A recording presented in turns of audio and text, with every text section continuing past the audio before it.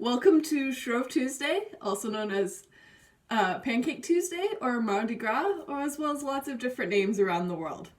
So it's the day before Ash Wednesday in the Christian calendar, the day that celebrates the beginning of Lent. So Lent is typically a time when people give up things, so this is a time to indulge in all of those things before you give it up in the time leading up to Easter. There's many different traditions for Christians all around the world and for countries all around the world at this time of the year. And as a third generation Canadian, I chose to go with a tradition that I've never actually done before, so this is a first, but I want to do something a little different and go with a tradition from the country where my great-grandparents were born. So at the time it was then known as Czechoslovakia. It is now the Czech Republic. And this is a little donut called, and I really apologize for the pronunciation, I'm getting better. My Czech is getting better, my Czech pronunciation is getting better, but it's still kind of Koblihy, I believe is how it's pronounced. The word is, putting the word right down below, right there. That's how it's spelled. Koblihy, I believe is how it's pronounced, but I could be wrong. So it looks like, in my understanding, it's a typical jelly-filled donut. Can also be filled with chocolate or other fillings. I am going to use jam. I don't have something that I can insert it with, so I'm going to make it as I see in the recipe, where I put the jam in and then fry it with the dough over top of it. So that's what I'm going to do. So this should be interesting. I hope you all enjoy it, and happy Shrove Tuesday. So from my research, I've noticed they also kind of do a little festival, something that reminded me a lot of the celebrations in Brazil, the celebrations specifically in New Orleans, just type of very much a carnival, dress up, enjoy life type of attitude. So that's kind of where these donuts, they're also carnival donuts. Czech carnival donuts is what they're also known as. So yeah, this should be, I'm super, super, super excited to do this. And this was not a tradition in my house. So this is something that's completely new to me. Apparently my great-grandmother did make them at home. So I did get a little bit of information from my aunt and grandmother, but yeah, it's a completely first for me. So I'm kind of excited to walk you through this and to kind of share this with you and share this experience with you. Hope you enjoy. Okay, so I made the dough and it looks like it doubled in size. So now I am going to roll and cut it out, I believe it said, and possibly fill it.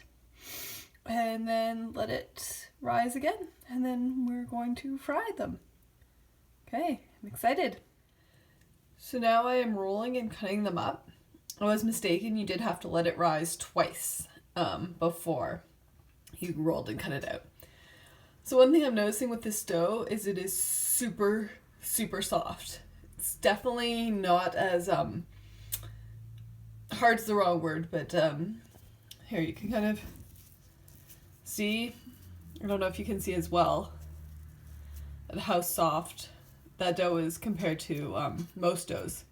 So it's definitely a little more interesting to roll out, but it still works, and you know what, it doesn't have to be perfect. So yeah, so there's the jam that I put on top, and I'm gonna put other circles on top, and then pinch it, close it, and fry it. And I've got my oil heating up right now. So, it should be interesting.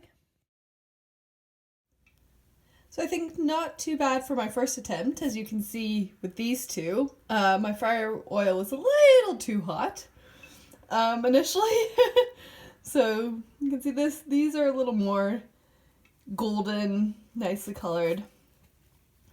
I would have next time pinched them also a little tighter, because you can see it's kind of starting to open on the side, so I probably would have pinched them a little bit more. but all in all, not too bad, I think, at least looking wise. And then obviously dust them with icing sugar. Very messy. They're still a little warm, that's why my fingerprint just made a mess in the icing sugar right there. But yeah, dust them with icing sugar and then we'll give them a try. So yeah, I'm excited. Okay, here we go.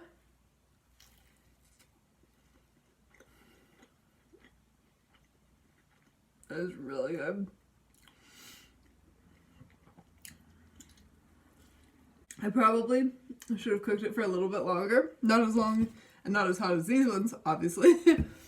But I will break into this. Although,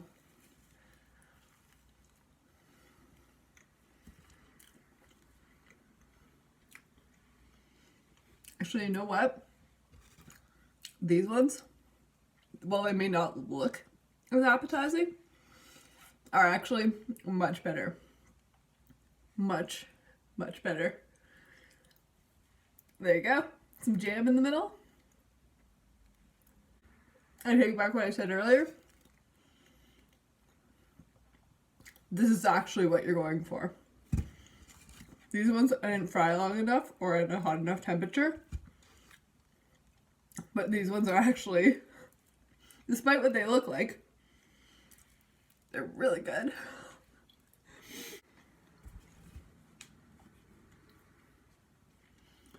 So I did forget to mention, I did, before I fried it, I did let the dough rise for a little bit longer as well after I'd cut it out. So you do let it rise for a third time after cutting it out and shaping it and forming it before you fry it. Also, this recipe that I used did call for wine. I used 2 to 3 tablespoons. I have the recipe, so I used about 1.5 tablespoons of white wine. You can use, I did find a recipe for it with tea instead of wine, but I figured, you know, the whole thing is a celebration. I might as well try it with the wine. So that's what I did. But definitely, as I said, I've seen some recipes with tea instead, and my grandma did seem surprised when I told her about the wine. So I don't know if that's just some random recipe that I found that uses wine or if that is the common thing, but you know, in the spirit of celebration, eat, drink, and be merry. So I just wanted to quickly add, since making these, I did speak with my grandmother, and when I described my first batch to her, she did say that that was how her mother made them. So, because I kind of described, they're kind of hard on the outside and crispy on the outside and really, really soft on the inside. And that's exactly what she said that they tasted like. So, you know, whether it's the right way or the best way, or it's just how my great grandmother did it, I don't know. But it definitely tasted well, actually. I was worried that it would taste burnt, and it didn't taste burnt. So there you go. Take with that information what you will.